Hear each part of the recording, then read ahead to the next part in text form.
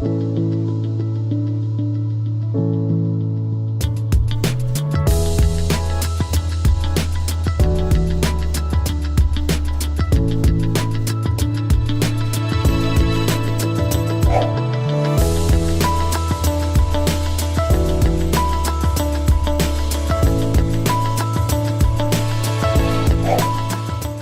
reality is any solar panel will work on a cloudy day. My solar panels are still putting in power this afternoon or this morning when it was cloudy, just not as much.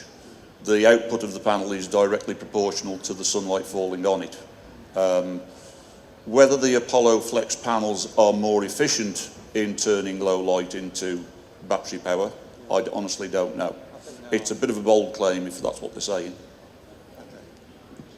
I did a bit of testing, probably a year back, on flexible panels alongside rigid glass fronted panels for Marlec Engineering, the Rutland turbine people, and they sell panels of all sorts.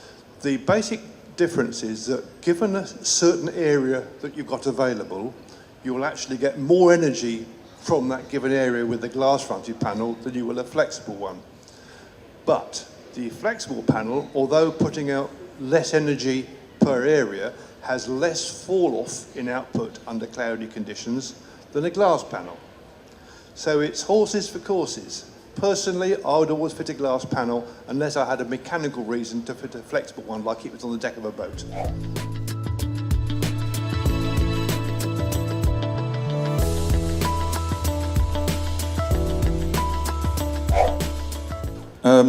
Well, the first thing I would want to see is what the actual battery voltage is when it refuses to fire up. It's possible that the TV is voltage sensing in as much that if it's below a certain voltage it won't fire up. Now that should be somewhere below 12 volts, typically about 11, 11.5 I would have expected, certainly for an LED backlit TV.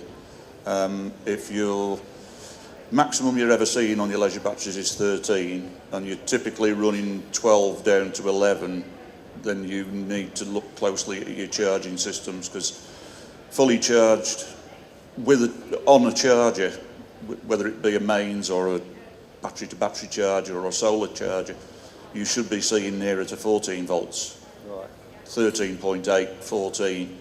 I mean, the solar regulator in our van runs up to 14.2, and when the battery's been sat at 14.2 for an hour, I think it is, it cuts back to 13.8 as a float voltage.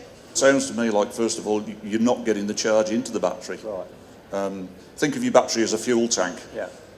If you've got a 10-gallon fuel tank and you put 10 gallons in and then run 8 gallons out, if you put 6 gallons back in and run 8 gallons out, you've run out. You've got to put the energy back in that you take out. Right. You've got to put the energy in first. If your charging regime isn't getting the batteries charged, you're always going to be on the back foot.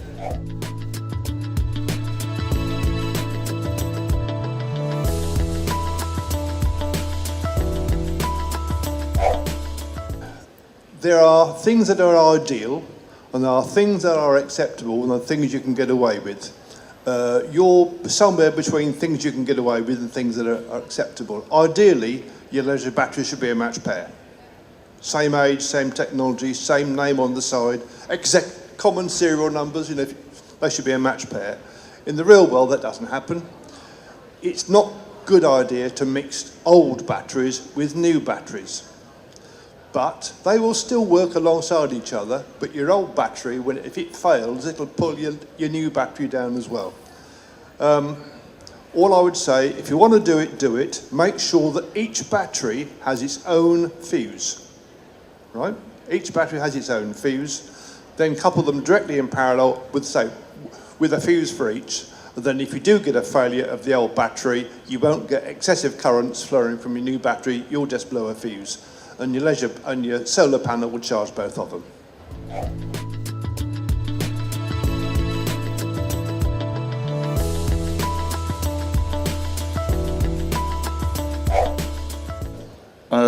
Well, you could certainly do that, as long as you've got a decent system for charging from the alternator, battery to battery charger, or a good quality split charge system. Yes, you can do that. but running a 2+ litre engine just to charge a battery is a very inefficient way of doing it. If you've just got the van, my advice to you would be try using it for a couple of months and see how you get on, because you may find that you don't actually need anything. You may find that, for example, if your camping style is to stay 1 or 2 nights in one place and then drive on for a couple of hours to somewhere else, park for a couple of nights, drive on, you may find that your battery capacity is ample and you don't need to do anything else.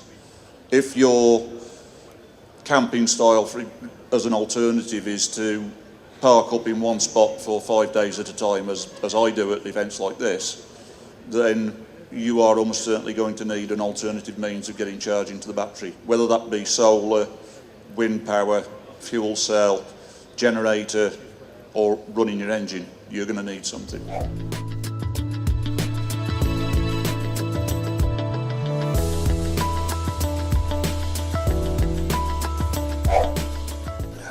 Well, I certainly wouldn't go direct to the battery. I might put it in with its own regulator. I'm not fully conversant with the Fox 350, so I don't know what its capacity is. I wouldn't want to run 2 regulators, because what will happen is when the batteries get close to charge voltage, the 2 regulators will start to fight with each other. One will be switching on as the other's switching off, and you get all sorts of complicated things happening. If I was in your situation and I had occasionally run out of power, what I would look at doing is putting another battery in.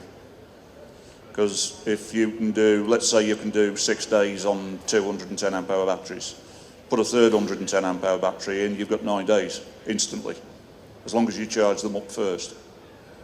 So it's a weight problem though, isn't it? Dare I say, go on a diet? The van, not yourself, sir, obviously. Such a svelte person shouldn't need that. Thank you for that. Switch, perhaps consider changing your gas bottles, unless you've already done so, changing to the Aligas refillable bottles. You could easily save the weight of another battery there. The amount of energy you're going to get out of a solar panel in the winter does not compare favourably with the amount of energy you'll get during the summer. So looking at increasing the size of your battery bank, even if you've got to get rid of waste elsewhere, is probably the most economical way to progress.